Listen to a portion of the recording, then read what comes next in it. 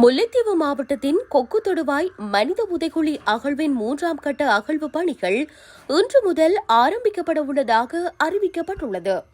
முல்லைத்தீவு மாவட்டத்தின் கொக்கு தொடுவாய் மனித புதைகுழியின் அகழ்வு பணிகளானது 2023ஆம் ஆண்டு ஜூன் மாதம் தொடக்கம் நீதிமன்ற உத்தரவிற்கமைய 2 கட்டங்களாக முன்னெடுக்கப்பட்டுள்ளன.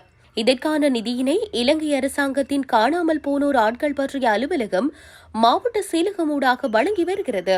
இவ்வாறு 2 கட்டங்கள் நிதிகள் ஒதுக்கீடு செய்யப்பட்டு இலங்கையின் தொல்லியல் துறை ஆய்வில் நிபுணத்துவம் வாய்ந்த தொல்லியல் துறை பேராசிரியர் ராஜ் சோமதேவ தலைமையில் இந்த அகழ்வு பணிகள் முன்னெடுக்கப்பட்ட போதும் இதுவரை 40 மனித எச்சங்கள் மீட்கப்பட்டுள்ளன.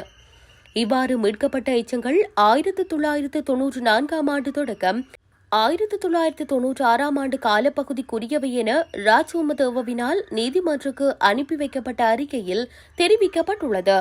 இந்த நிலையில் கொக்கு தொடுவாய் மனித புதைகுழி அகழ்வு தொடர்பில் நிதி கிடைக்கப்பட்டுள்ள நிலையில் 3ஆம் கட்ட அகழ்வு பணிகள் இன்று முதல் தொடர்ச்சியாக முன்னெடுக்கப்பட உள்ளது.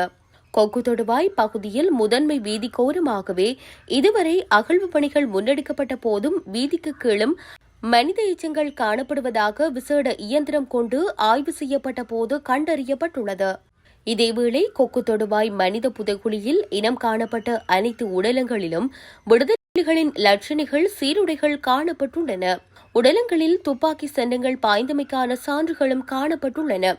இதற்கான நீதி விசாரணை தேவை என வலிந்து காணாமல் ஆக்கப்பட்டவர்களின் உறவினர்கள் தொடர்ச்சியாக குரல் எழுப்பி வருகின்றார்கள். கடந்த 2009ஆம் ஆண்டிற்கு முற்பட்ட காலப்பகுதியில் இருந்து சுமார் 30 ஆண்டுகளுக்கு மேலாக குறித்த பகுதி ராணுவத்தின் கட்டுப்பாட்டில் இருந்துள்ளமை குறிப்பிடத்தக்கது.